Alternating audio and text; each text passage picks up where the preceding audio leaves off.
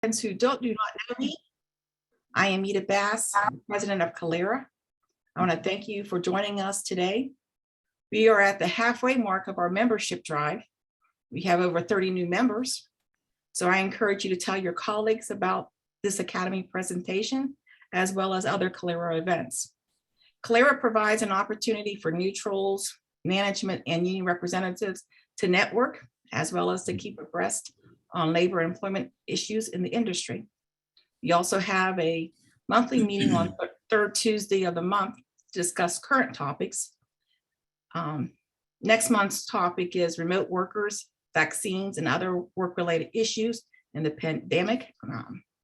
Our speakers are Jonathan Downs and Steve Lazarus. So that should be a good presentation as well. I encourage you to join us on Tuesday, February 15th at 11:30. Today, Arbitrator James Ellis, a neutral member of Colera, is our presenter. He has all of the, like I said, the most important topic, probably just cause to discipline. Arbitrator Ellis is a graduate and industrial engineer from Wayne State University in Detroit, Michigan. He served in the personnel and legal officer of the U.S. Navy Seabee Construction Battalion for 2 tours of duty in Vietnam. Thank you for that service. And is a graduate of Harvard Law School. He taught corporations, agency partnerships, legal ethics, and small business problems at the Detroit College of Law in Detroit, Michigan, and subsequently at the Thomas Cooley Law School in Lansing, Michigan. Arbitrator Ellis has been in the business of arbitrating for over 20 years. He is a panel member for FMCS, American Arbitration Association, Michigan Employment Relations Commission, State of Ohio ASME, SEIU, and the City of Detroit Transit Union umpire panel, as well as the Greektown Casino UAW panel. So thank you again for joining us. And at this time, I will turn it over to Jim. Okay. Well, good morning. Good morning. Can everybody hear me first of all? Yes, good. Good. Could you put on your, I would ask everybody if they put on their video so I can at least see them. I really would like to get a hand. Yes, we're getting there. A couple of things. Well, we're getting there.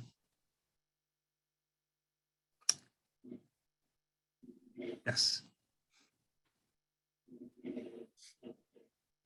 Some may have not dressed for the occasion, Jim, so. Well. Be gracious upon them.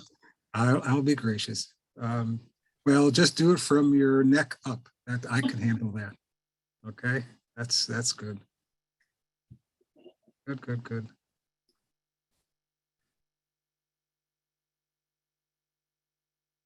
Good. Well, the reason I'm doing this is I need to have some feel for who I'm talking to. Let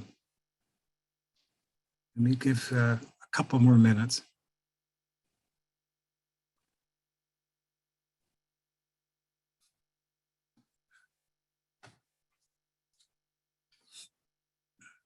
Yep, there we go. We're getting there. Good.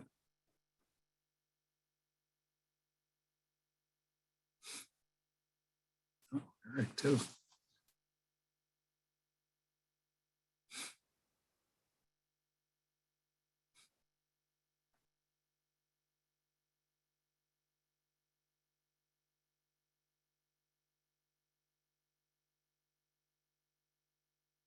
Well, we're getting closer.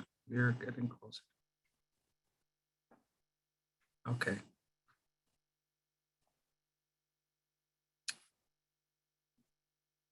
Okay, good. Then, now, I need to know how many of you are lawyers. If you're lawyers, you raise your hand. Okay, good. Raise your hands if you're lawyers. Yes. Okay, good. Of those who are lawyers, how many have been practicing arbitrations for over 5 years. Okay, couple, good. Can you do it again? So in this group? Okay, all right, good. All right, good. That's fine. That helps me. That helps me. And let me start with a couple of things. Better keep my glasses on so I can see what I'm doing when I have to look at my notes. Oh my goodness. Of course, that's when they have to call right in the middle of the Zoom session. Okay, they can call me back. Okay, almost there. Okay, good. In the early 19th century and into the early part of the 20th century, we really had a concept of an employee being at will.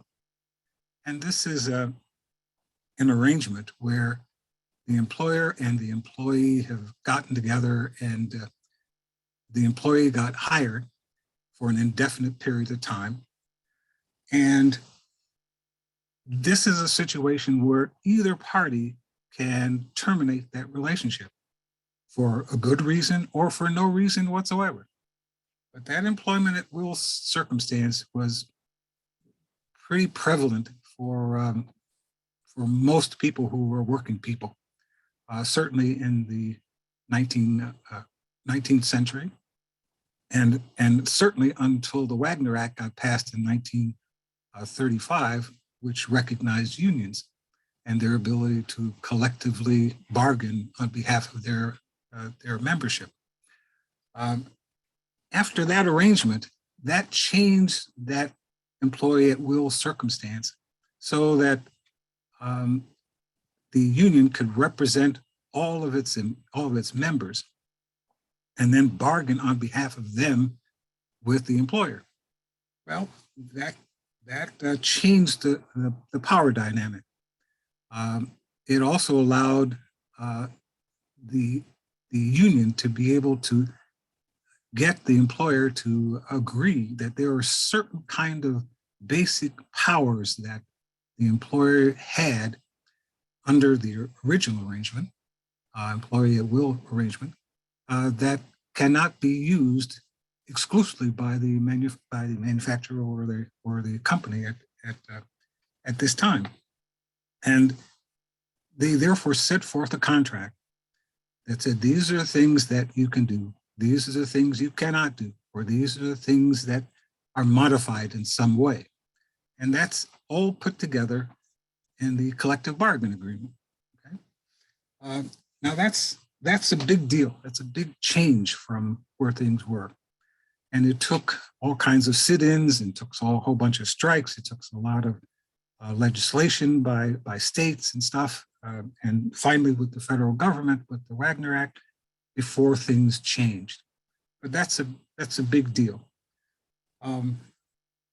You will see this more often than not, or that dynamic more often than not, in discharge cases and discipline cases that I assume most of you are involved in the grievance process in some way, right? Could you raise your hand? Somehow involved in that process? Yes? Okay, good. So you'll see it there. See it definitely for there.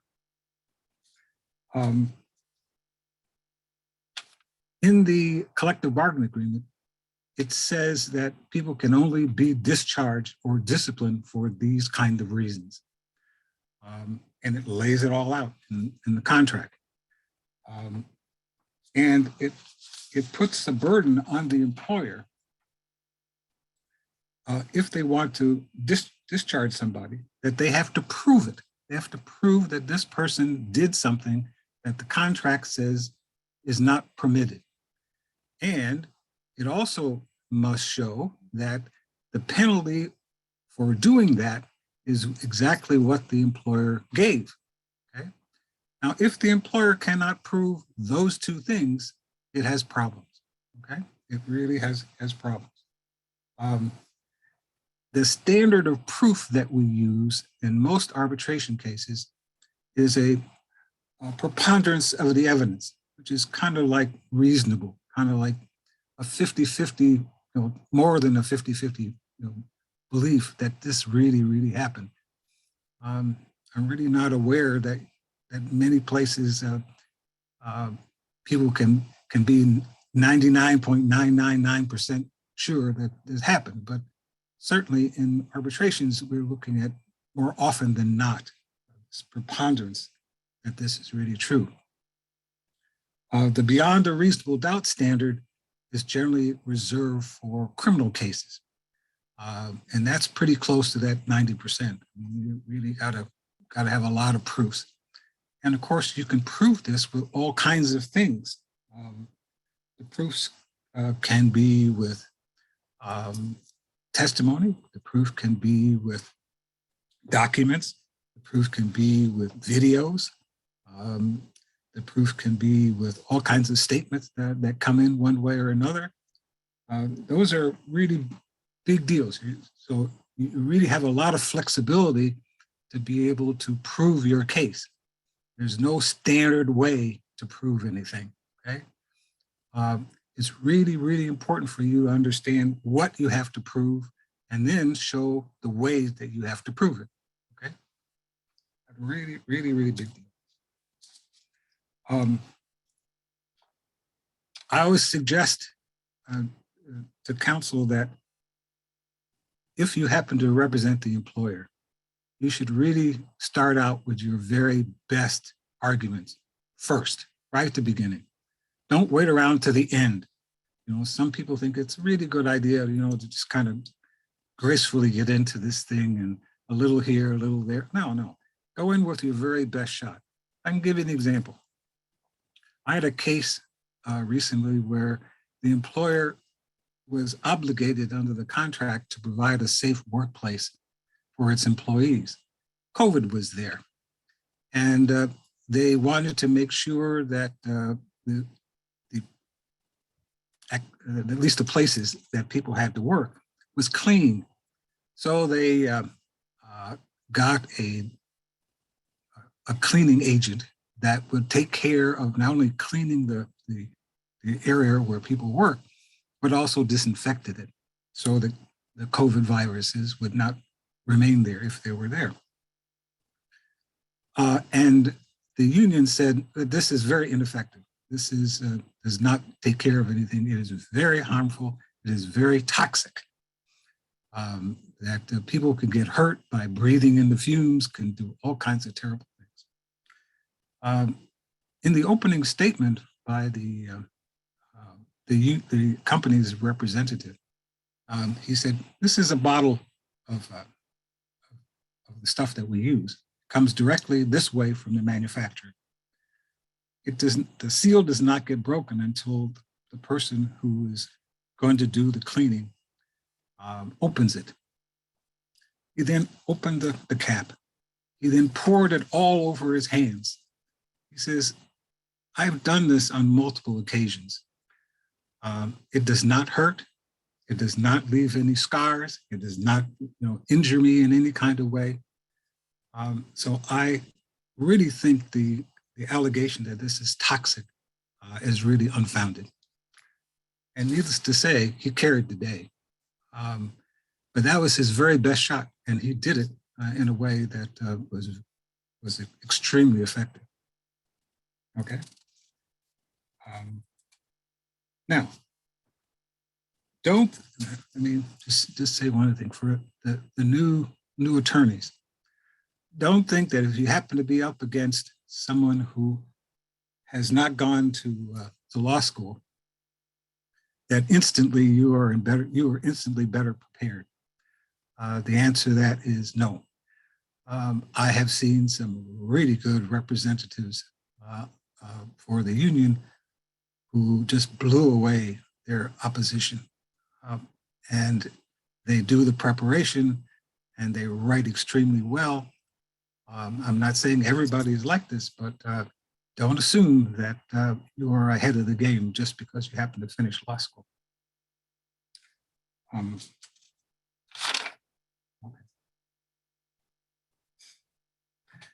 me say one other thing too.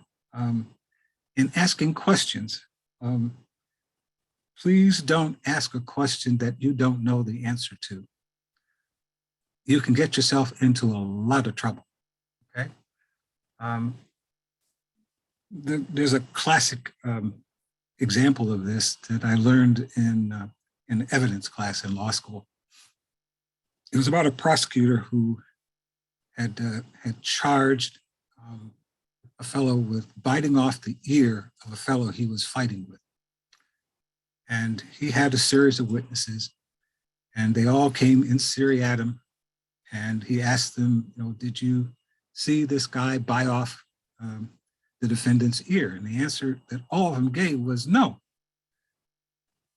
He finally had one little old lady who was there at the end, and he, instead of doing the right thing of shutting up, because nobody had really placed the defendant at the incident, nor had they said anything that indicated that he had bitten off the ear of the other person he was fighting with. But instead, he asked some questions. And he asked, you know, where were you? She says, well, I was walking down the street and I happened to walk by the entrance to an alley. And did you see the grievance down the alley? No, I didn't see the grievance down the alley. I heard some commotion down there. It was pretty dark down there, and I didn't see him at all.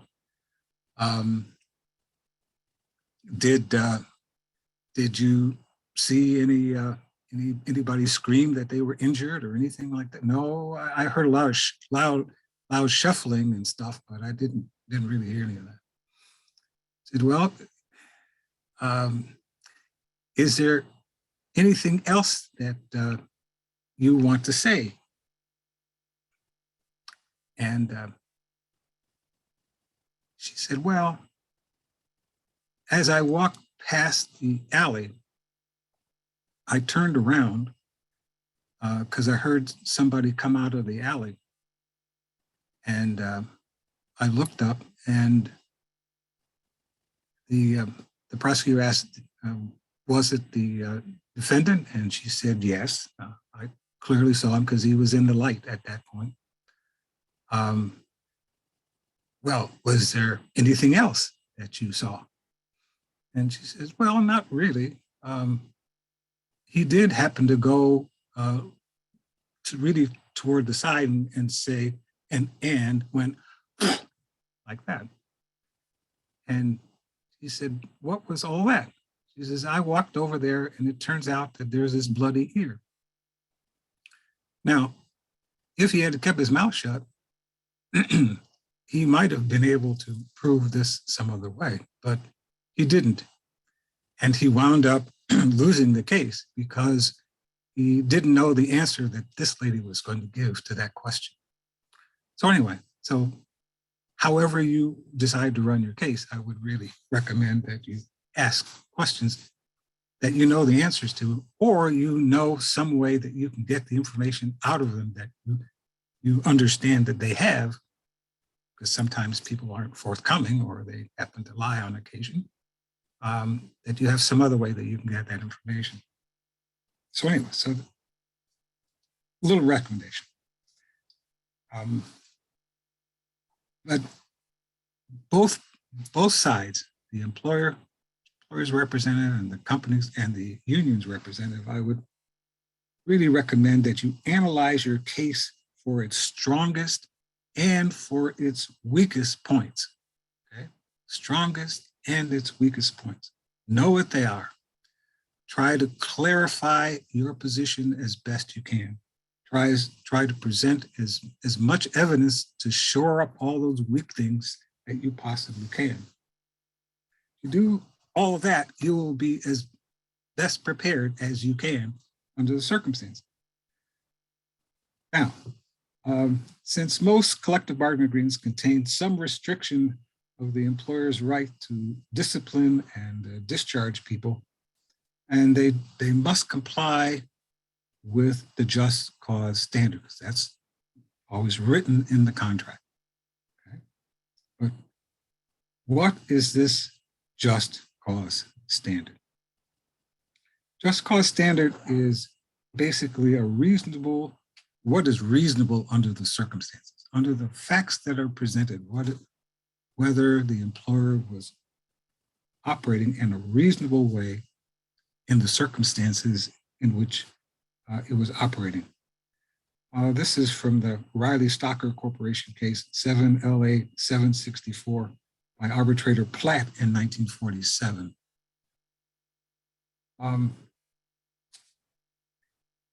I would then suggest that you review the case that you have by answering all of the 7 issues or questions that were given to you in the handout. Do all of you have all of that? Do you have those in front of you? Did anybody not get it?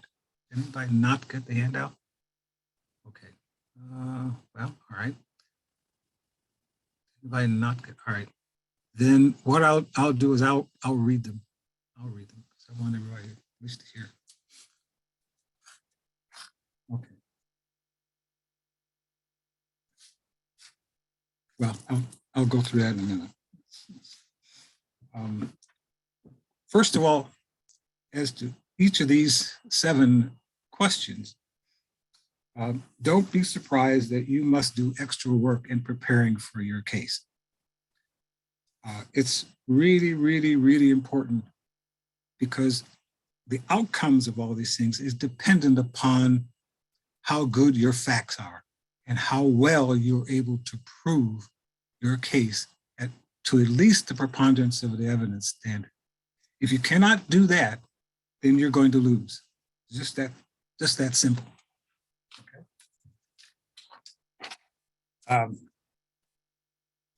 Now, let's do this simple. All of you whose last name begins with A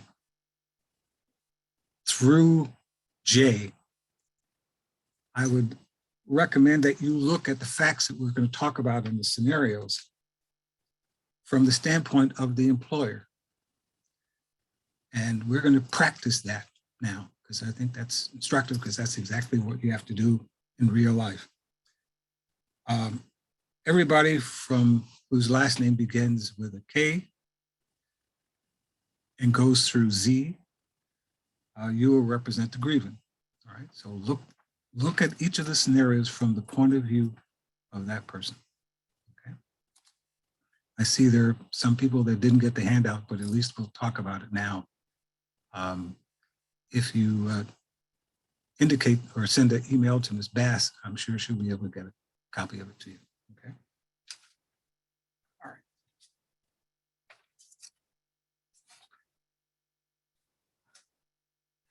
All right, the first, there are 7. The first says, did the company give to the employee forewarning or foreknowledge of the possible or probable disciplinary consequences of the employee's conduct? So basically, did the employer tell the employee ahead of time in some way that if they did this thing, they could be disciplined? 2, was the company's rule or managerial order reasonably related to A, the orderly, efficient, and safe operation of the company's business, and B, the performance that the company might properly expect of the employee? 3, did the company, before administering discipline to an employee, make an effort to discover whether the employee did in fact violate or disobey a rule or order of management? 4, was the company's investigation conducted fairly and objectively? 5, at the investigation, did the judge obtain substantial evidence or proof that the employee was guilty as charged? 6, was the company applied, or has the company applied its rules, orders, and penalties evenly and even-handedly and without discrimination to all employees. And last, was the degree of discipline administered by the company in a particular case reasonably related to A, the seriousness of the employee's proven offense, and B, the record of the employee in his service with the company. Those are the 7 things, okay? Now,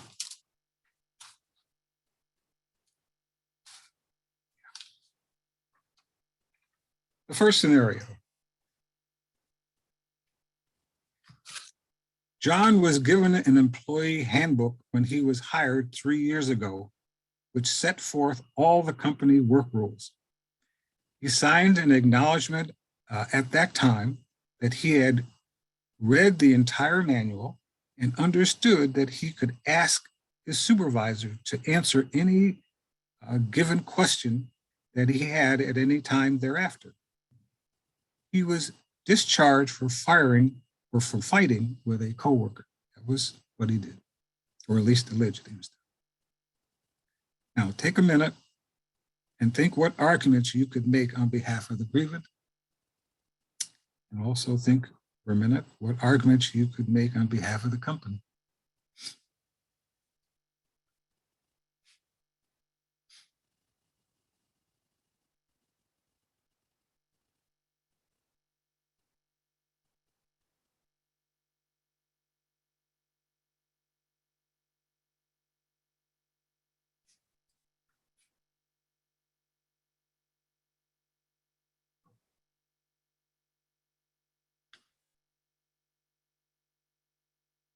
All we know about the incident at this time was that he was discharged for fighting with a coworker.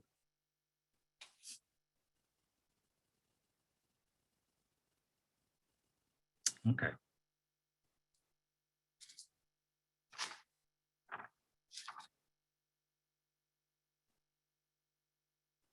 If you have a question about any of this, you can put it on the chat and then Mita will bring it up.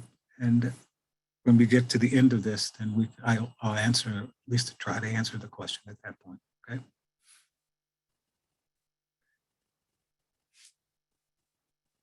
Now, fighting on the job, that's pretty tough.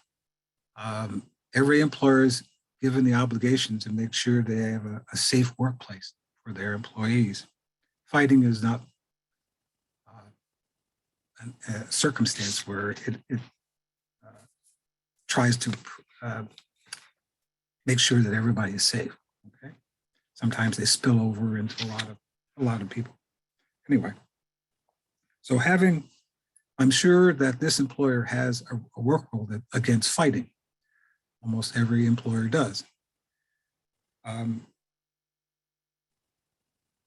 Sometimes first of all, you want to know the circumstance around the fight. We don't know anything. It's up to you to find out what happened. Now, you can look at any statements that the parties have made. Hopefully the HR person got involved in all this and got all the participants to sign statements, get witnesses to sign statements and those kind of things. Collect all of that. You should interview all these people and have them walk through what they saw. Who started it? Was there anybody injured? Was anybody taken to the hospital? I mean, all these kinds of things. It's really, really, really important for you to know all of those things. Now, and it's interesting, or really important for you to also know whether the company did any investigation at all. Right?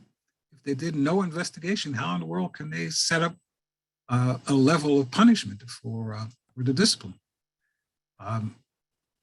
Sometimes people are suckered into it. Sometimes it may or may not be, a brawl. It may be something very simple.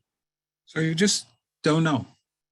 And in order to justify from a just cause standpoint, the level of discipline that you're giving and whether any discipline should be given at all. Now, it's important to understand that the employer really within their discretion can give whatever level of discipline they want, as long as it's authorized by just cause. All right. So the arbitrator is not going to substitute his or her feeling about how the discipline should go. It's really something that the employer can do and only do. But anyway, that's something you really need to investigate a lot. Also, number 4, was the company's investigation conducted fairly and objectively? Well, we don't know. You have to do some more legwork to figure all that out and whether there's any problems that come out of that. Okay.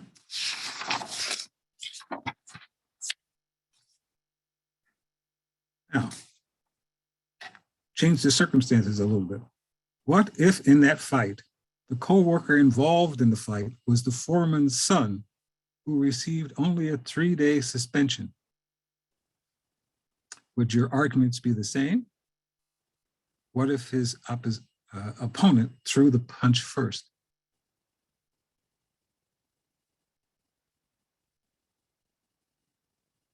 Okay.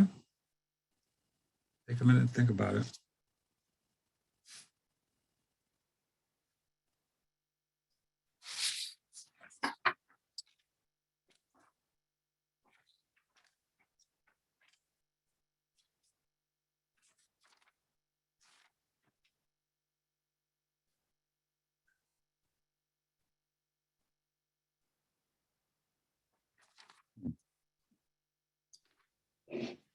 Jim, I apologize. Are they permitted to ask questions now or during the scenario, or do you want to wait till the end? No, let's ask them now. Okay, I have a few. Okay. The first of which is, what standard of proof would you apply to the fact scenario? Would you use clear and convincing, or would you use preponderance of the evidence, and why? Preponderance of evidence.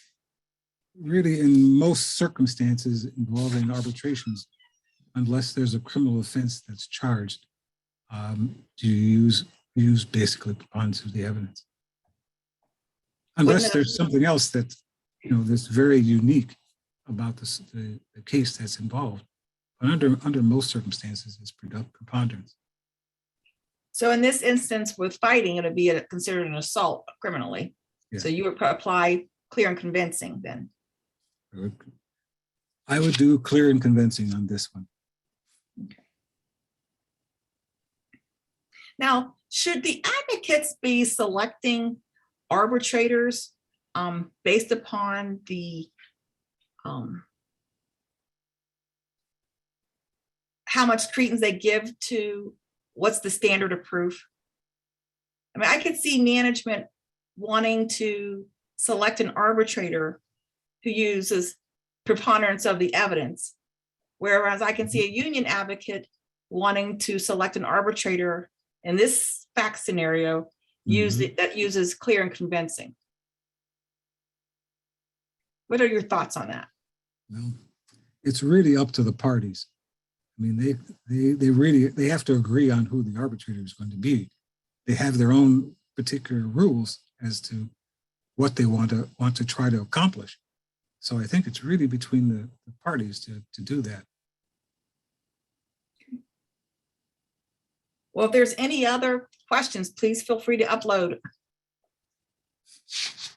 Okay. In the fight that involved the son of the foreman, the son who received 3-day suspension instead of being discharged,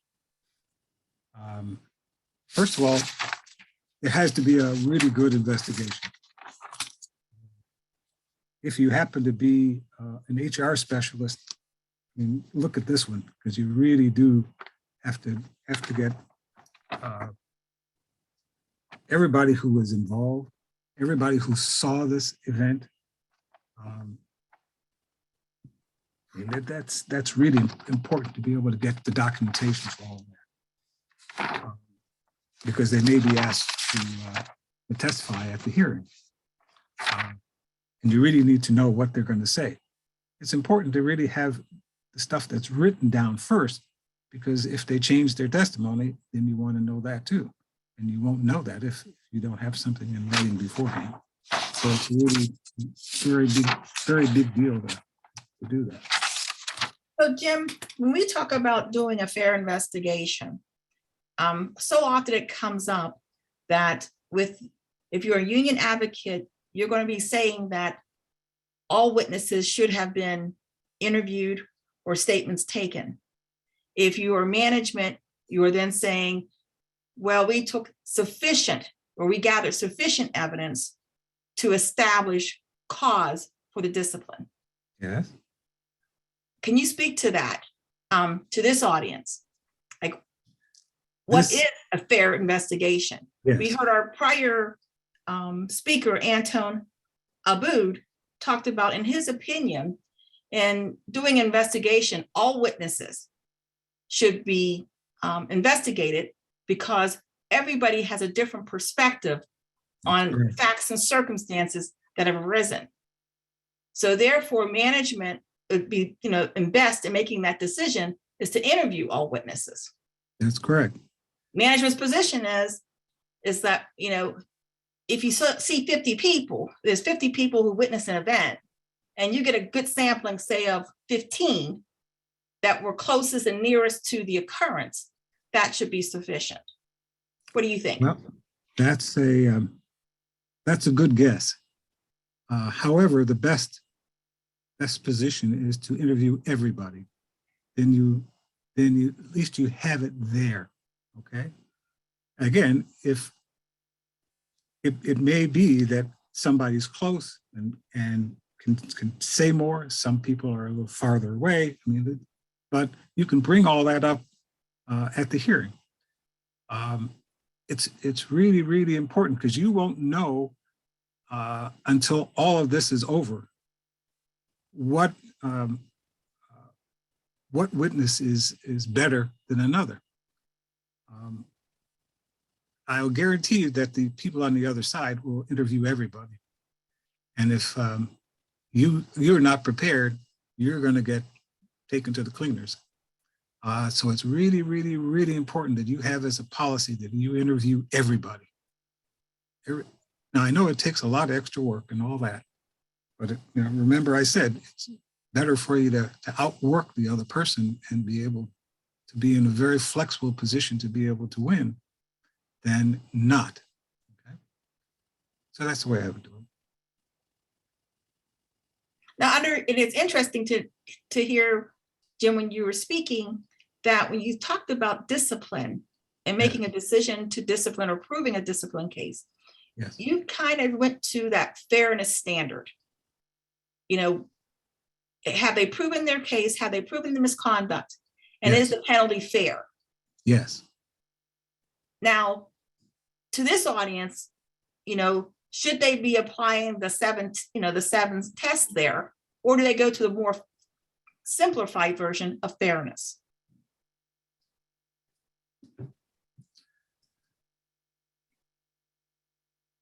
I would do the 7 first. Make sure that I did all of that. In your brief or in the argument, you can really hone in on the parts that you think are the most appropriate. But it's really important that you do all of the work because you really don't know what's going to be the most important at the end. You never know what all the witnesses are going to say. You never know how the arguments are going to go on the other side. So it's really, really, really important to be, at least from my standpoint, to be thorough. If you're not, you're liable to get surprised in a way that you can't fix at the end. So all the work is done in preparation. So in your analysis and preparing the case, you should be having those 7 steps back of your mind, working them through step by step. But when you get to a hearing, it's going to be the abbreviated version of what steps are missing. Is that correct?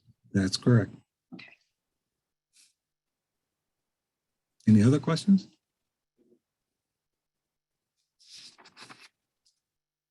Okay.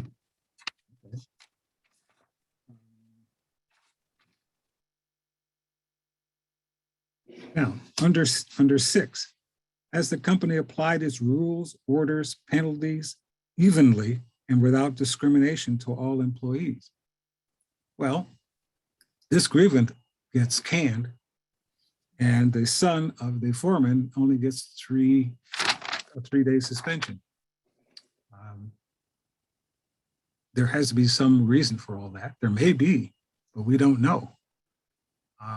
So it's really, and of course you have time to ask all the appropriate people, to interview them and ask the company why they did that. So it's really, really important. These are things that you need to investigate to make sure that you have a very good answer that will support your position. Okay.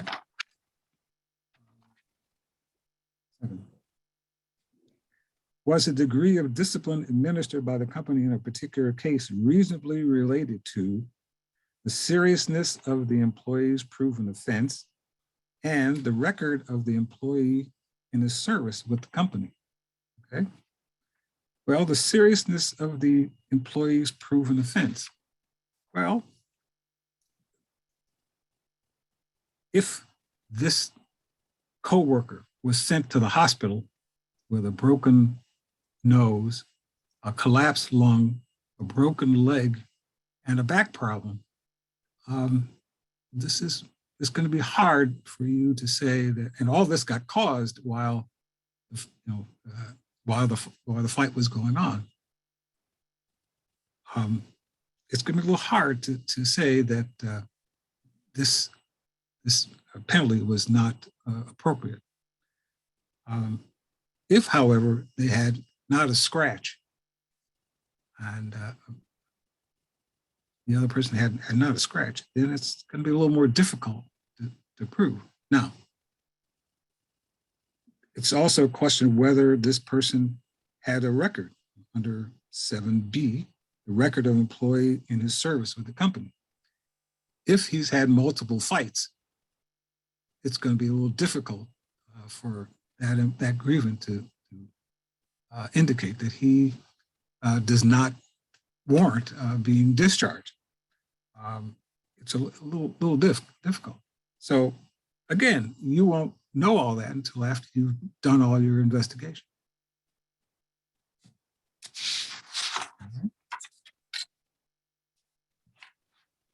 Now, any other questions on that issue and that scenario? All right, next.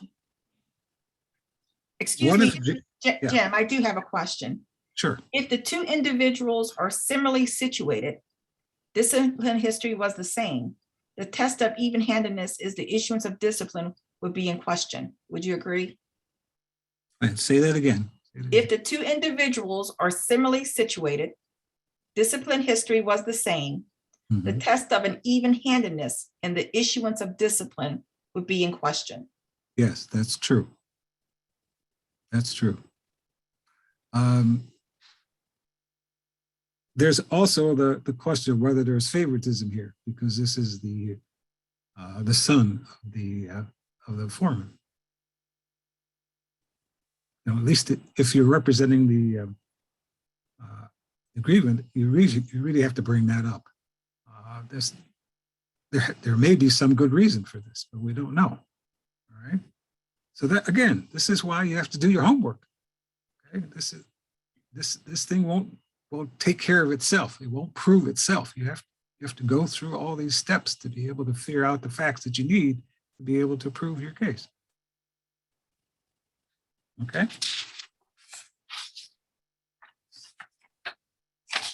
Does that answer the question, Jenny? Okay. All right.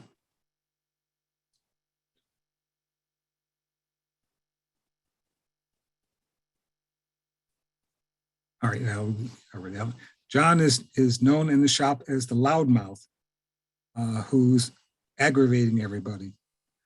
Would your arguments be the same?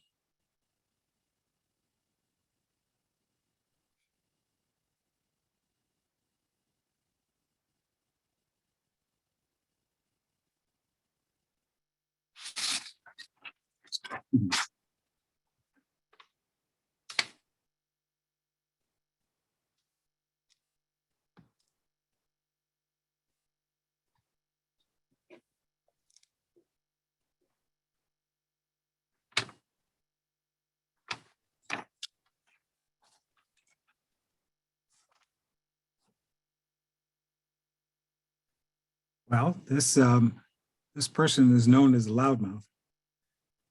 This is something that comes up with employers a lot.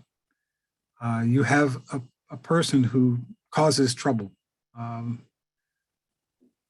and does it in such a way that you really can't prove that he really did something that would get him some discipline. It's important that you, every time this, and he does it long enough or enough time period. For example, he's doing it over 3 or 4 years. This is not something that's done over a 6-month period, straightens himself out. Most employers really don't want to fire employees that happen to be good. They really don't want to do that. They'd much rather have the employee be disciplined, and the discipline will then encourage them to change their behavior so they don't do the things that are inappropriate. If this person has a spotless record, other than these simple little things, it's different. But this person may be the person who instigates a lot of fights. He may or may not be involved in them, but the employer really doesn't want somebody who's constantly doing this all the time. They really do need to counsel them. They really need to write them up after a few instances, and really start documenting the fact that this person is doing this, so that there's something in the employee's work record, to indicate that he's constantly doing this. At some point or other, enough is enough, and you then are in a position to be able to at least think about terminating the employee. But if this person has this kind of personality, aggravating everybody all the time, and you do absolutely nothing as the employer, it's really, really, really difficult to get rid of them, because this is the first time that shows up in the record. Questions? Jim?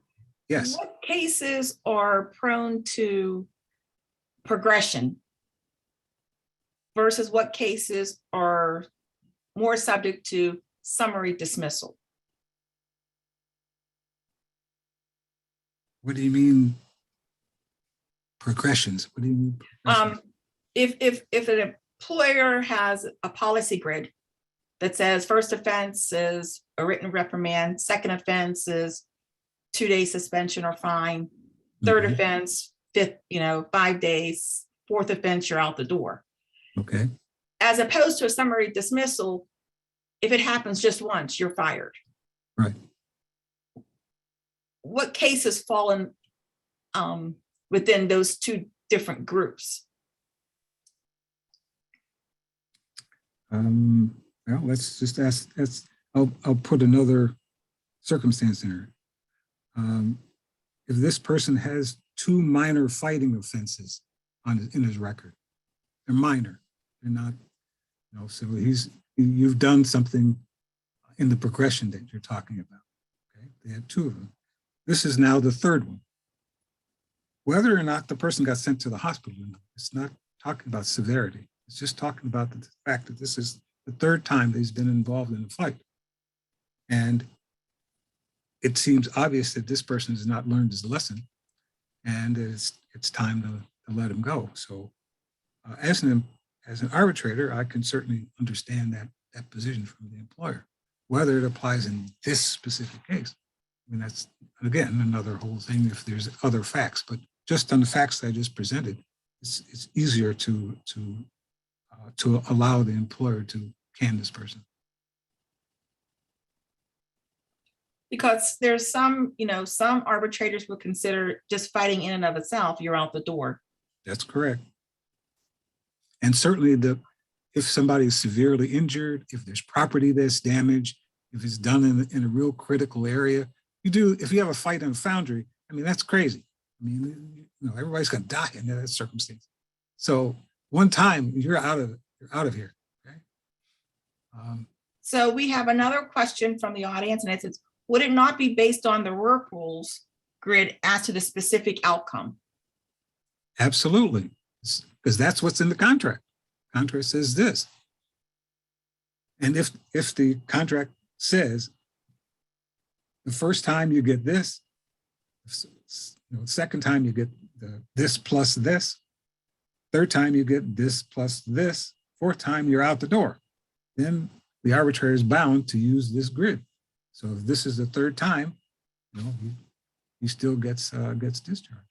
So management would argue that as long as the representative was following the grid, then that was reasonable course of action and therefore caused a discipline.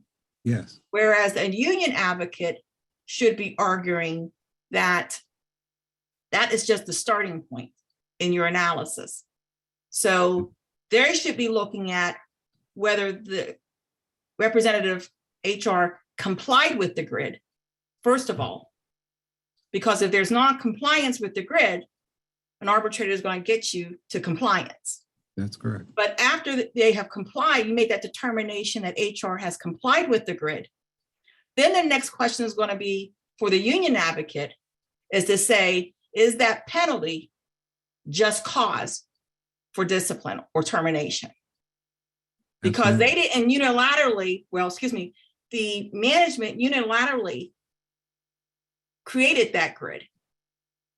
And unless it's the subject of the collective bargaining agreement, the union's going to argue against that. They're going to sit there and say, well, let's consider the 7 steps you just talked about and the reasonableness of the penalty. And for that conduct, even though it may have been repetitive, from other offenses, doesn't warrant termination. So that's what the union advocates should be thinking about. One, do I have a grid? Was there compliance with that grid? And if there was compliance, is there still cause for discipline to the manner that was, meted out? Would you agree or not? Yes. And in many contracts, they will have a provision that says, this is the grid that we have. However, if the employer thinks it's warranted because of the severity and other factors, then they can skip this grid and go directly to termination. So then you really are looking at justifications for this severity of penalty.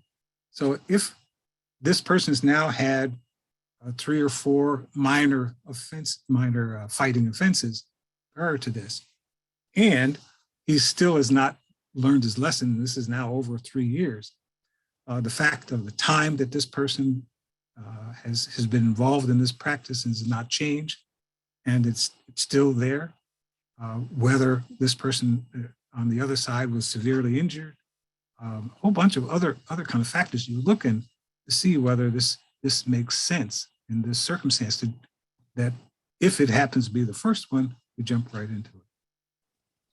I have another question. You mentioned that if the other employee was severely injured, this would support higher discipline. Yes. How much does the impact or harm of the violation weigh into your decision as an arbitrator? Stated another way, if he had simply shoved the employee and the employee fell and was severely injured, would you view this the same, since the impact and injury was the same as your example? It depends. If there's a history that this employer, if this occurred in a foundry and this person got pushed, he'd be out the door, because in foundries, you can die in 10,000 different ways, and they're just not watching what you're doing, or being pushed. That's a real good reason to have somebody out the door. If they're doing this in a cafeteria, or they're doing this in some other place that's within the general workplace, again, that's another kind of ball game. But again, the employer has to figure out in this circumstances. Remember I said it has to be reasonable under these circumstances. That this person, even though it's a minor kind of thing, can really get hurt in the long run. That makes sense? Yeah, they didn't follow up. Okay. All right. All right. Let me ask you this question. Yes. What about the notice issue? Because I know that in the first example, you started out with notice, he received the work rules, and it was 3 years ago. Right. That he received that. And I don't know if he's received them subsequently to that. But does all offenses require notice?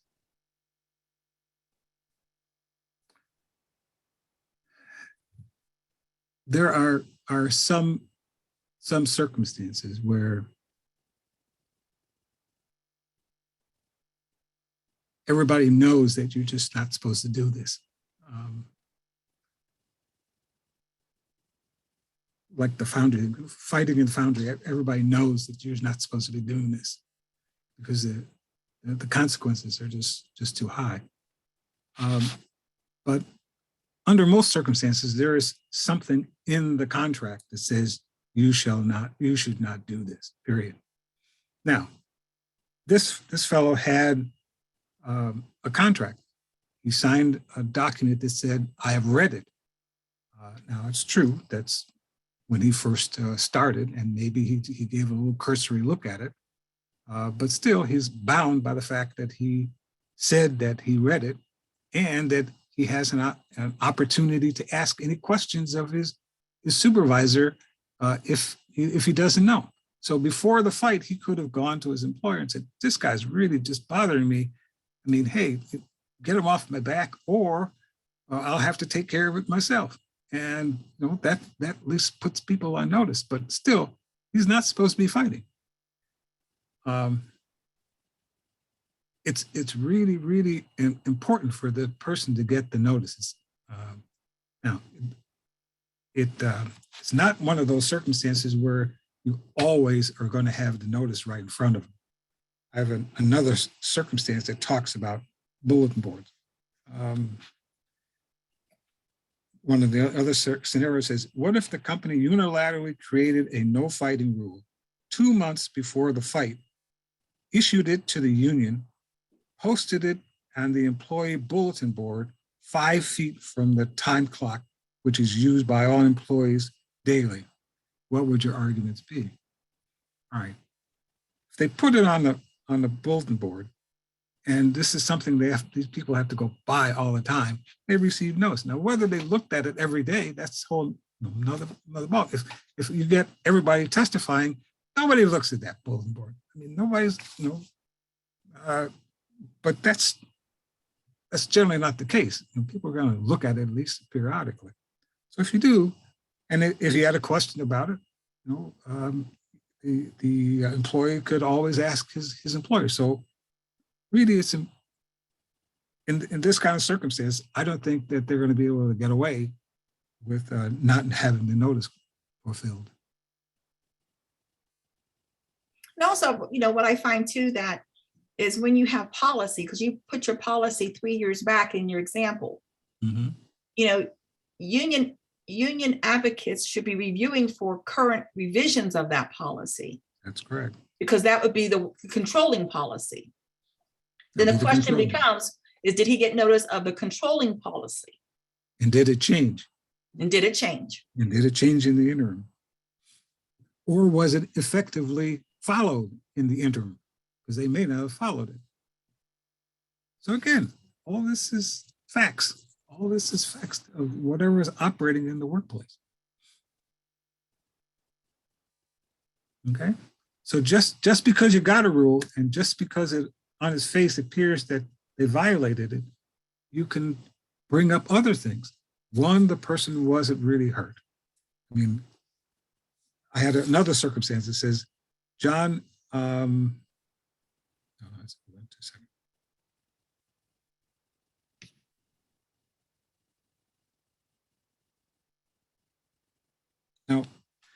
What if they have a circumstance where the person is, instead of fighting him physically, he just hold on to him and he was yelling in his face, okay? The employer fired him for fighting. And the question is whether that's fighting, okay? Whether just holding somebody is fighting.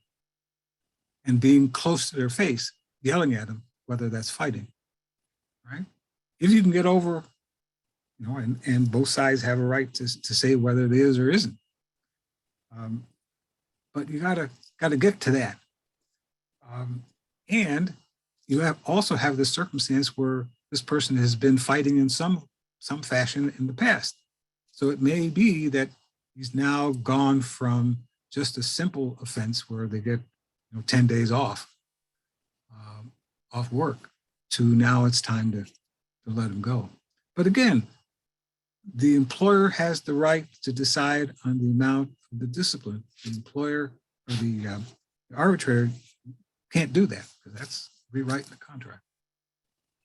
And Jim, what if the discipline grid says suspension or termination as part of the penalty? What considerations are made if, say, the employer chooses termination and suspension is also a reasonable penalty under this grid? If you find that it's reasonable, I think you're stuck because that's a reasonable action by the employer under just cause. It's not one that you would select, but it doesn't matter because you're not the employer. The employer has the right to make that call. As long as you find out that it's reasonable under the circumstance.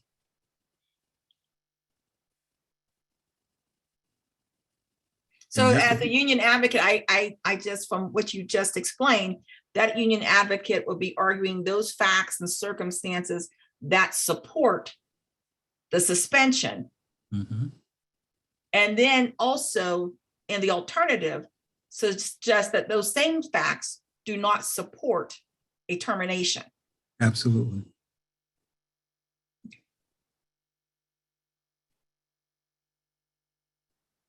I have just a comment, I guess.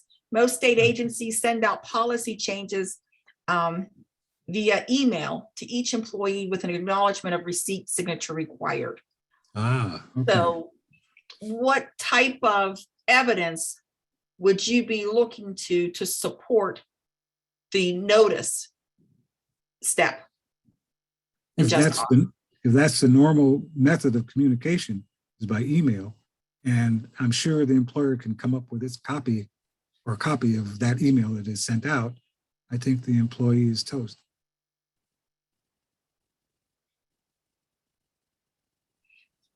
So not everybody uses the email though. So I guess it would be that you had suggested in your last example, posting at the where you when you have to go past it as you pass it as you punch the time clock. Yeah, the time clock. Right, and that happens a lot, and many times at the time clock right above it is the employee bulletin board. They put it up there, so you have to see it when you're punching the clock.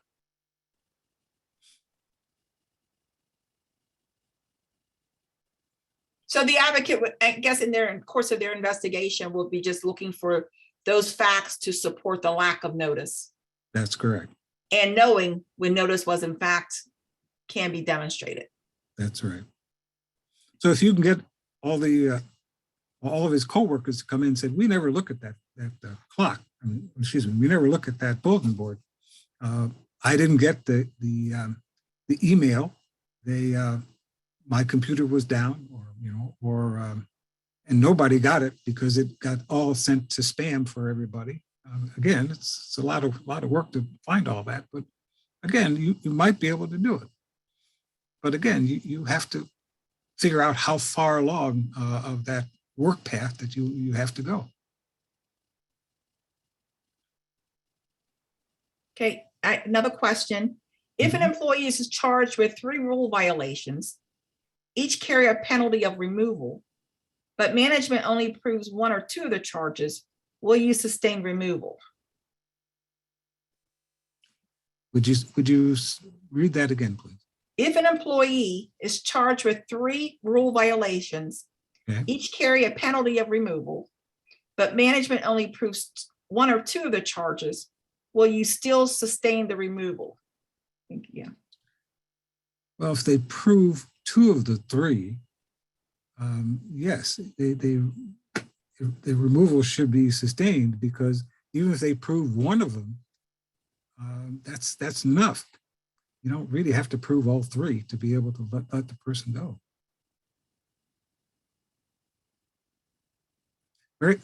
Here, let me just say one other thing, especially in, at least in Michigan anyway.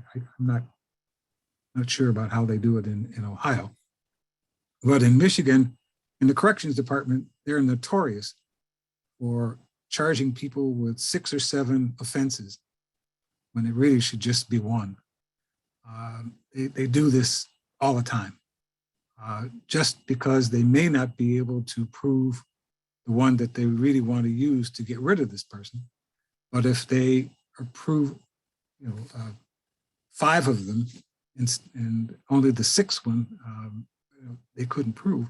I mean, again, as long as they've proved it, I have to back up and let them choose which one that they want to use.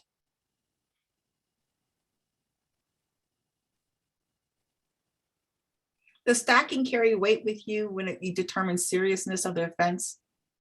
The stacking? Stacking, like Stacking. stack those charges up like that. Not really. Not really, because generally what it is the employer is trying to find something that fits. And you really only need 1. That supports a determination or, That's correct. okay. You only need 1. Okay. Well, that's all in that fact pattern. I have another fact pattern. The grievant operates an overhead crane in a foundry.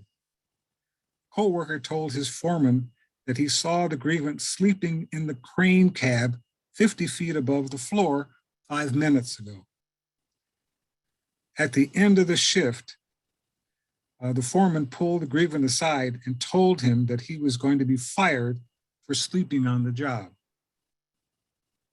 What additional information would you want to be able to determine if there was just cause to terminate the grievant? The grievant operates an overhead crane in a foundry. A co-worker told his foreman that he saw grievant sleeping in the crane cab 50 feet above the floor 5 minutes ago. At the end of the shift, the foreman pulled grievant aside and told him that he was going to be fired for sleeping on the job.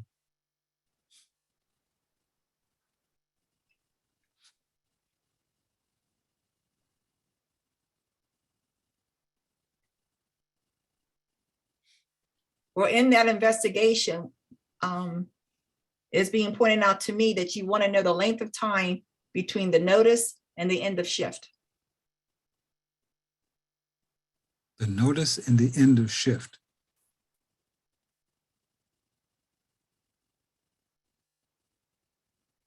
And if it was a terminable Right. offense, why did the supervisor wait?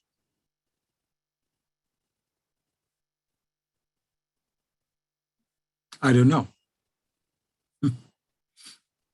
That's How something you need to ask the foreman. And how credible are these witnesses? The witness that said that he observed. Don't know. Any bias there? Don't know.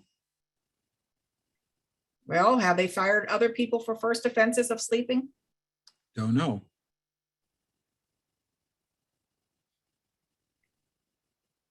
One question I haven't heard is that what are the elements of sleeping and how are they going to prove it? That's correct. And what Is was there a video of the event? Is another question. another question? It's a good one. And was he sitting there with his head against the glass? Was he there for, did the person who observed him, did they see him for a long period of time? Did he have any work going on? Was people trying to get some work? Because he's the only crane that's there. I mean, did he, people were shouting at him, trying to get him to wake up? I mean, all these kind of things you can find out with a good investigation. How far away was the witness? And How far away was the witness? I have one, asking, was he on medication? Probably shouldn't Good be question. operating a crane if he's on medication. On medication, that's right.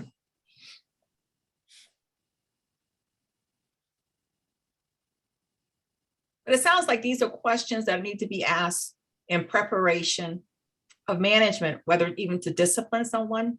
That's right. And if they choose to mete out discipline based upon the advocates should be asking these same type of questions to defend it. Right. From your Well, example, it seems like this case is defendable. Yeah, well, I think that yes and no. The first scenario here, if the foreman had a grudge against the grievant, what arguments would you make on behalf of the grievant?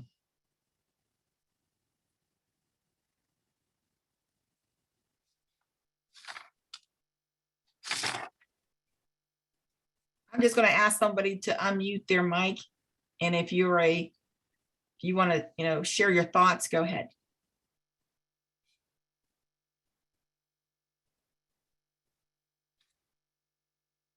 I was on break. I was taking my 15-minute break. I wasn't asleep. I was taking my break. It's a good idea. That's a good idea. Something I always tell the members too, if you're having an issue with your supervisor, anytime the supervisor comes to you with a question or comment or instructions, if you have access to it, go straight to your email and shoot an email to them. Per our conversation on this date at this time, it's my understanding that, and you spell it out. If I need clarity, please give it to me. That puts the ball back in the supervisor's lap. It also gives a date and time stamp that there was a conversation held. If the supervisor comes back and wants to do it verbally again, then you shoot another email. And I know that it's irritating and it's time consuming, but it keeps a written record of the interchange between the parties. That's And a very good comment. that helps to support the position that the supervisor was less than friendly with you. Less than friendly with you. That's right. If the witness is the reason that he is being fired, I have trouble seeing how the foreman having a grudge would even be relevant.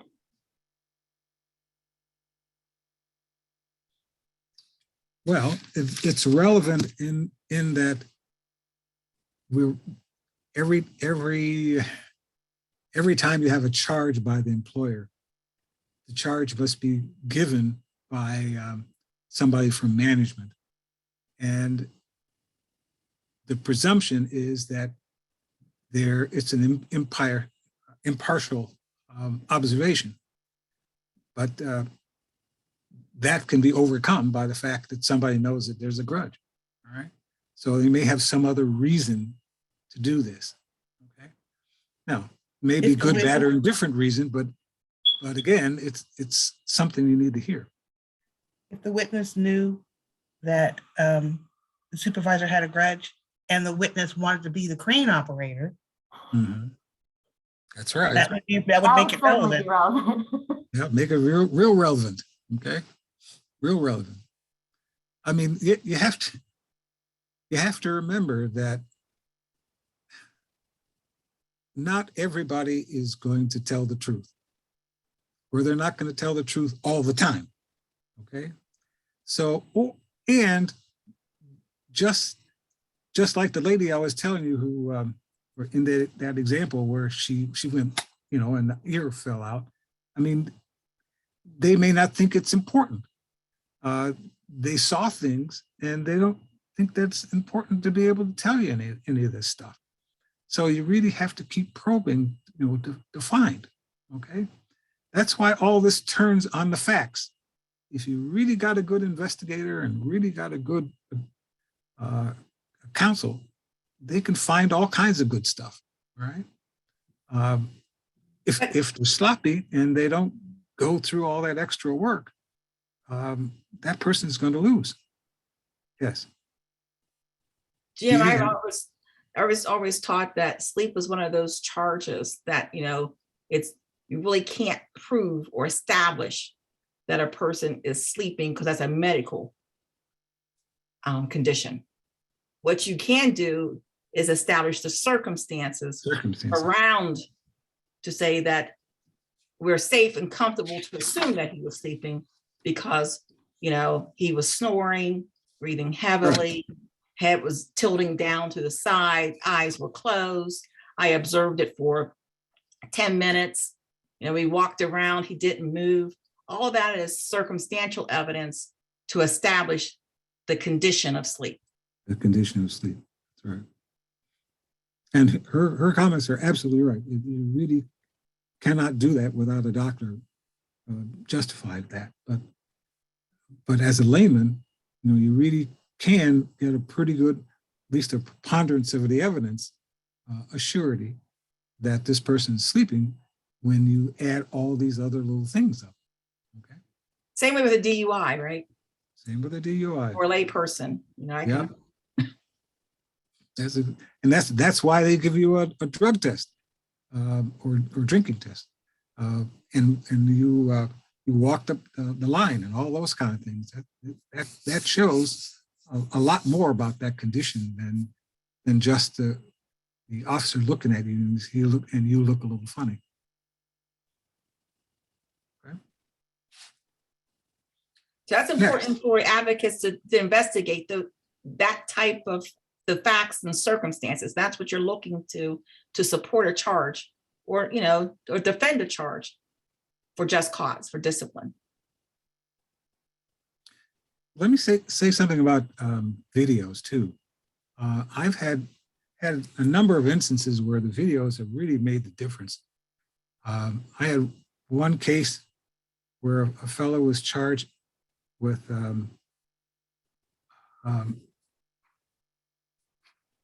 aggression against another, or aggression to the point where he was intimidating another employee.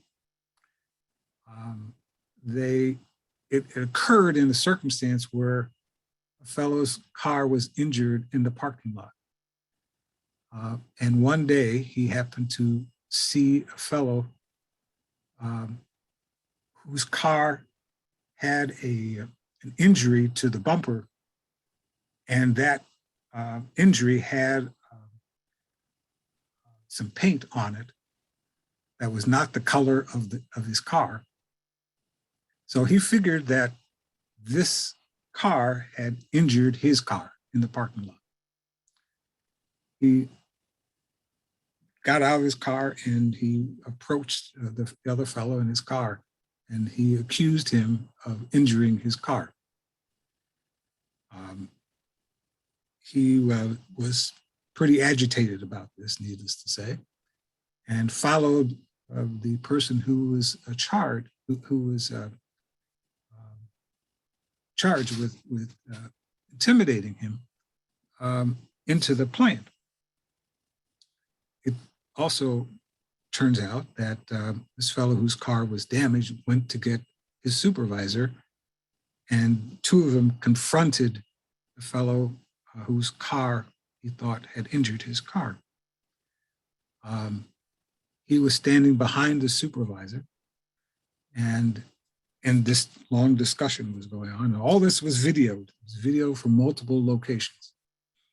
And the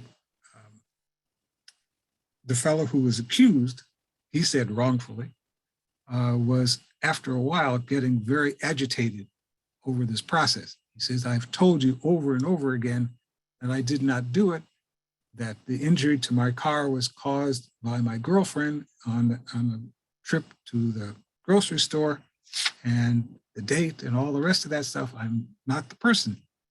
And the other person who had rendered the charge was constantly saying, you're lying, and this kind of stuff. After a while, the grievant was getting closer and closer to the supervisor and shouting and all this kind of stuff and gesturing toward the fellow whose car was injured. Based on what I saw there, the charge of intimidating the fellow who was making the charge, I found was inappropriate, that it was not sustained to the standard that I required. That would have been really tough, even if there were 6 other witnesses who were standing around looking at this. It would have been tough to give me the detail that I needed as that video did.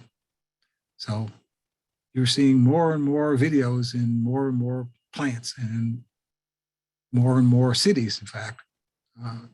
If you go to Ottawa in Canada, you will see cameras all over everywhere in downtown, because it's the political capital of the country. And that's just the way it is. But anyway, but certainly if you have a video and it's in the right place to be able to give you the information, that's a really good thing. I have an interesting fact scenario about circumstantial evidence to establish the charge. The driver GPS stationary for a while. The manager went to check, parked next to the driver's side, no responsive driver. Manager knocked on the door and no response. Started to open the door and the driver had been leaning on it and almost fell out. Wow. So the participant saying all those facts added up to establish the condition of sleep. Mm-hmm. That's right. And this process also pushes one to understand that it's best to have things in writing. When Lewis was talking about having all these emails and stuff, that's just the best thing. It really, really helps. It's independent. It's somebody that doesn't have a grudge or nothing to gain one way or another. I mean, it really, really helps. So the more of that you can find, and it even goes toward what we were talking about before by having everybody who saw anything to give you a written statement. And again, because all these people look at it from different vantage points at different times, and it strikes them differently. Some people will tell you things and other people just won't. Well, just give you one little quick sign and I didn't see nothing, or the guy didn't get hurt or whatever. But you really don't want something like that. And you want them to be able to take the time to be able to tell you as much as they know. And many times, if you then go and take their statement and then say, this is what you said in your statement, do you know anything more than that? Did anything happen after that? I mean, did you hear from anybody else anything different? I mean, all these other kind of things really help a lot. But again, that takes time. It takes a lot of effort and a lot of extra work. But you'll win the case. But Jim, it's also important for the advocates to know, even in your example, when a witness says that I didn't see anything, you still want them to write that down in the statement, sign off on it, but they didn't see anything. That's because that same witness cannot come back later on and say, this, and this happened. Because what you're going to do is produce their statement on the date it happened, where their memories were fresh, that this didn't happen. That's right. So statements are important for many reasons. And under that circumstance, if they lied the first time, you can use it to show that they're lying. Or at the very least, that they're confused, and you really shouldn't give much Give them that credence much to what they're weight. saying. Yeah. That's right. Okay. So it really, really does help in those kind of circumstances. It's also important though, and I would ask you to speak to the audience about this point, is Sure. that, because we're at the point in the analysis on proving the charge. Can you talk to the audience about, one, they should be also reviewing their grievance notice itself, the discipline notice itself, the letter. Because you want to make sure that the charge is stated in the letter and not a specification. The specification given the notice, the facts and circumstances. Because sometimes employers kind of screw that process up and not charging them with the right charge for the facts. That happens a lot. Mhm. One of the reasons that in the corrections case that they give you all these different charges is many of them are lesser included offenses. For example, you can charge somebody with murder, but one of the elements that you have to show in murder is that the person had the intent to kill this person. If you cannot prove that they had the intent to do that, you can just show that they did in fact kill him. They ran him over with their car. That's a whole different charge, all right? So you're absolutely right. If the employer is sloppy and they charge him with just one little thing, and then their proofs don't really prove at the level that you need that occurred, they're toast. That's why if you're the employer's representative, you have a really big burden. You have to show that all those elements are there, and you have to be able to show all of these things. It's really, really, really important to go do that extra work step to be able to do that. To talk to everybody, to review everything, to see all the videos, you go through all of that stuff, because you never know what's going to save your bacon during the hearing. Some people honestly have different memories, especially if it's taken a long time for this case to get to trial. If I heard somebody in a hearing say 2 months after the event occurred, they have a much better memory as to what happened. Every psychologist will tell you that over time, your recollection of whatever you saw changes over time. You'll remember less and less and less. So it's really important. I mean, if you never get to the arbitration until 2 years after the event, a lot of people's memory will be really, really fuzzy. So it's really, really nice to be able to have this statement that they were made within 2 weeks or within a week of the event.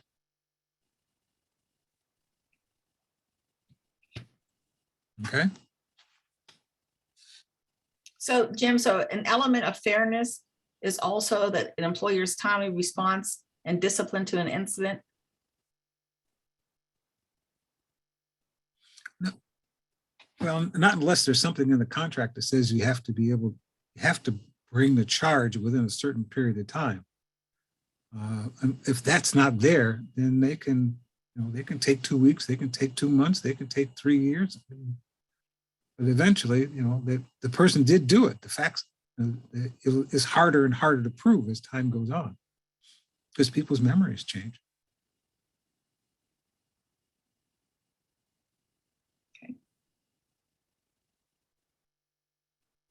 Okay.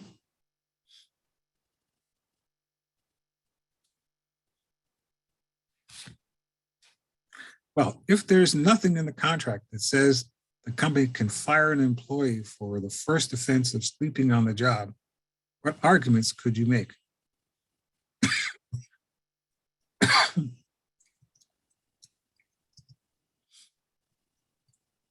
There's nothing in the contract that says the company can fire an employee for the first offense for sleeping on the job.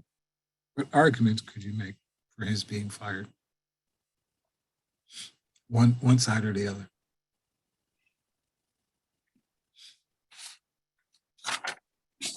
First of all, he's a crane operator. He's a crane operator. He's running machinery. That's right.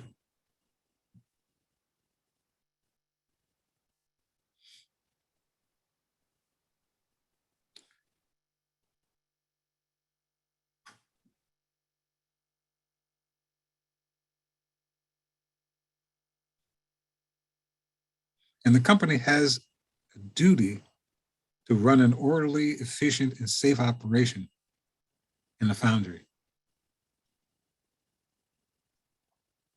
And they must have their employees help them do that.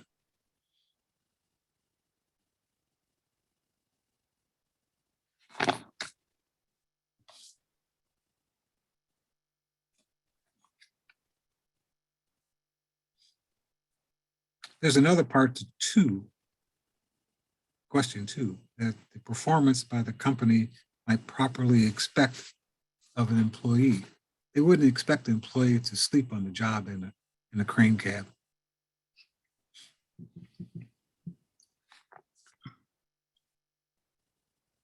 One of the participants, If they prove that he was sleeping. Okay, so that's justification enough to let him go. one of the participants is saying that with agreement that as a first-time offense, this can be, he can be rehabilitated, and they should allow him a chance to prove that. Well, you're absolutely right. So if it was downtime nothing's happening, within the plant. Now if you've been on a crane, he's hundreds of feet up, right? Mm-hmm. At least 50 No feet. harm. Yeah, no harm coming. Is that an offense that he can be rehabilitated on and given a second chance? Especially if in the contract that the employer has a statement that says that our purpose in having a disciplinary system is to encourage people to change their behavior. We really want to keep our people. We really don't want to just injure them. If they have something like that, then you're absolutely right that they really should give him a chance. And they really should do the extra step of asking, did he have a mental problem or blackout? Did he have a problem with his health? No. Did he have a problem with his family? All these kind of things come up too.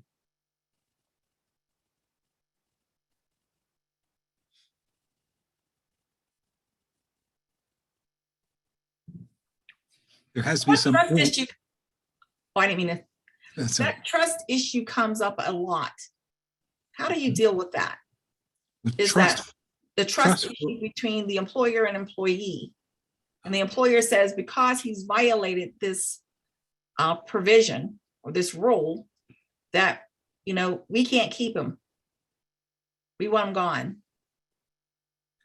Well, there are certain circumstances where you really can't tolerate anybody who violated the first time.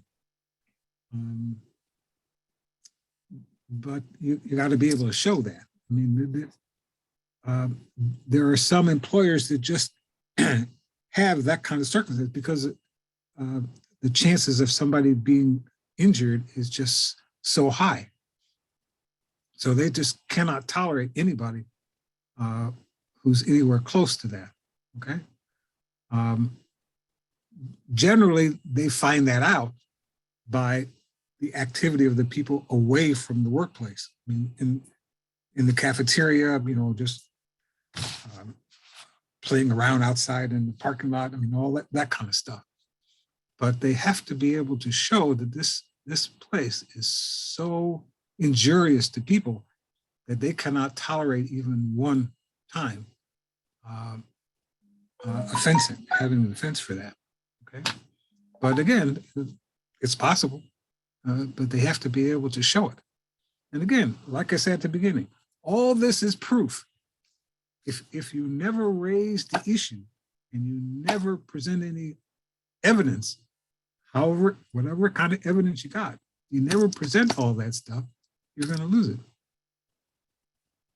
Because these are very special circumstances. Not everybody's, not every contract is like that. So industry is important. Industry is important. Industry is absolutely positively important. I got another case. This is a manufacturer that did heat treating, and it was heat treating for very large parts that went on airplanes, for landing gears, for example, and they were just big monster things, and they put them all together, and they had this big vat of acid and stuff that they had to pickle this thing with. There was a fellow who was discharged because he was operating unsafe in this area. They had probably the best way to say it was a big arm that brought all the stuff into the acid that then did its work. And it was maybe 10 feet wide and maybe about 15 feet high. And it had a big arm around this pit that the acid was in. And at some point or other, you had to clean some of the material off, or the stuff that had fallen up there. Well, this employee, who happened to be the son of one of the supervisors, knew, because there's signs all over, you don't get on anything. And he had a partner, and both of them were supposed to take care of one another. And this kid, I mean, he was maybe 23, 24, something like that. He took it upon himself to adjust one of the parts up about 10 feet high. But in order to do that, he had to get over the rail, step on the ledge, step onto this big part that was coming down, and hold on to it while he's cleaning it over the vat. Okay? And of course, the employer said, we fired him. We cannot tolerate people doing this kind of stuff. He was very lucky that he did not slip and fall into that vat, and he would have instantly died. But for whatever reason, he thought he was being a superlative employee by going the extra mile and cleaning the stuff off. But there was a way to do that, and he didn't follow that way. And we only have one way because we know that's the way that worked. And we cannot tolerate anybody there that doesn't follow it. And to me, that was a very good reason for letting this kid go, because they just saved his life. So there are circumstances like that. I'm just telling you, there are. Not every circumstance is like that, but there are circumstances that are like that you can prove that. Jim, we're at 1:15. I do want to address one of the questions in your second scenario, and that is utilizing last chance agreements as retention tools. Yes. Which one? It's the second scenario. I dropped it. I'm sorry. I think it's the Okay. last question on your second scenario. Okay. Says if the grievant was on a 60-day last chance agreement that forbid any fighting during that time, what would be your argument about it? Last chance agreements are very good ways to save employees. If you are representing a grievant, it's really nice to be able to help your grievant by giving them one last chance. If they get through it, all well and good, they keep their job and, they're not harassed.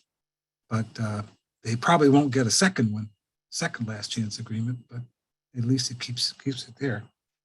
But if he was on this 60-day agreement, but it depends on what the last chance agreement says, okay?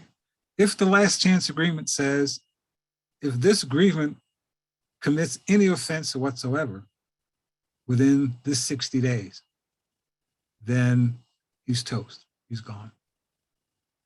If, however, it says that he must within that 60 days do exactly the same offense that he did to cause us to give the last chance agreement, then he may be okay. Again, depending on what the offense was that got him into that last chance agreement. Does that make sense? So it's instant. I mean, again, you have to look very carefully at the writing of your last chance agreement. If you have the opportunity to get your agreement a last chance agreement, make sure that it allows him to mess up again on something else other than what he just messed up on. Now, can you talk about if agreement violates a last chance? Generally, that's not subject to, if he violates the last chance agreement, that's usually a separate type of contract analysis from a just cause standpoint. Yes, absolutely. Yeah. It's totally different. It's just whether he did violate what they told him that he couldn't violate. But again, what I was saying before was you have to look at what the wording of the last chance agreement was, okay? If I can write a last chance agreement that says,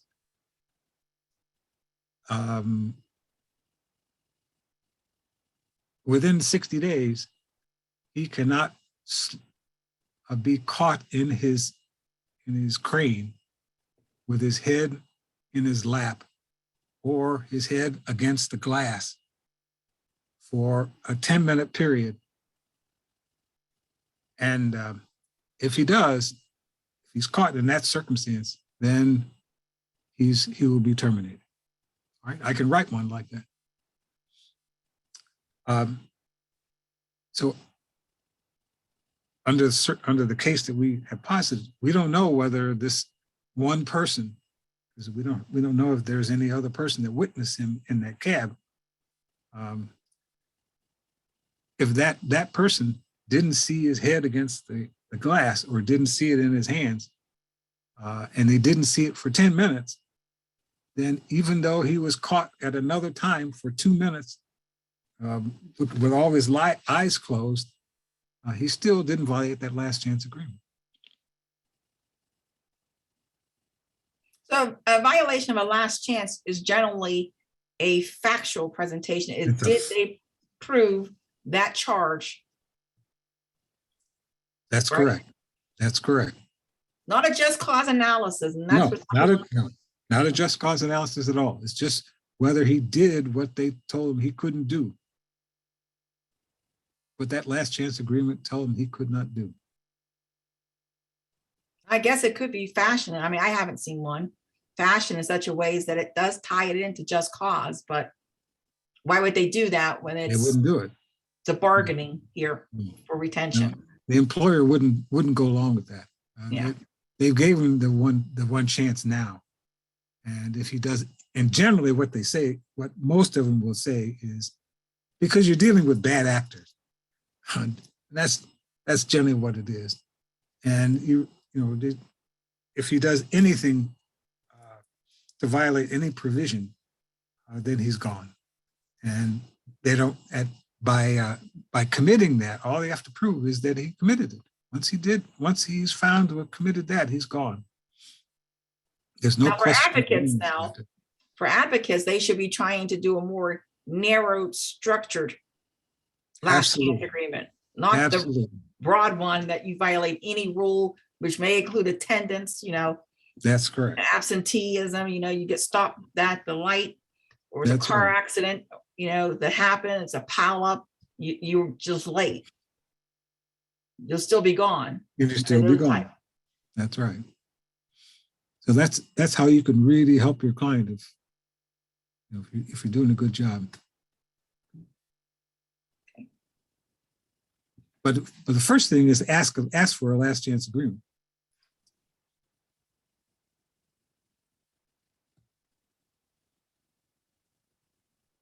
Okay. Well, that's all that I have. Any questions about anything else?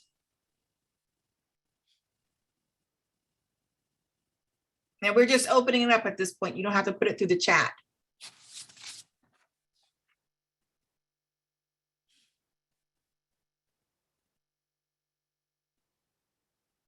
I'm that good? Wow.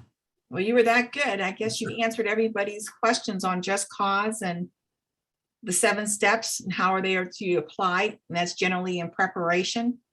But for purposes of hearing, you're looking for a proven, support of a charge, as well as the reasonableness of the penalty for your analysis. It comes against hiccups along the road, but what I heard you say, Jim, is it's preparing that case initially, getting all the information that's necessary at the start of the incident, at the time of the occurrence. Talking to everyone is important to get everybody's perspective, because no one knows the truth, even if we were there, right? Of what happened. Right. That's right. Penalty is going to be important for our union advocates. We're looking for a just cause analysis on seriousness. Management bears that burden to show that was not only compliant with the grid, but as well as it was reasonable under the just cause test. And as arbitrators, we just can't come in and do whatever we want. It's looking at the first instance and whether management's actions were reasonable. So I want to thank everyone for coming. Again, our next session is next week, looking specifically at the elements of a charge. So like we talked about sleep, intimidation here today. We're going to talk about those charges that involved intent versus those charges that do not have intent involved. Off-duty misconduct and how that can still create a nexus with your employer to subject you to discipline. As well as looking at the penalties and how they apply, again, in more detail with Dr. Brookins.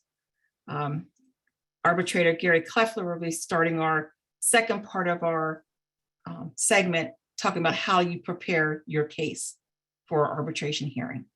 So I look forward to seeing all of you back then. Stay safe. It's cold outside. Enjoy the weekend. Hot chocolate, movies, fireplace. Have a good evening. Bye, everyone. Bye-bye.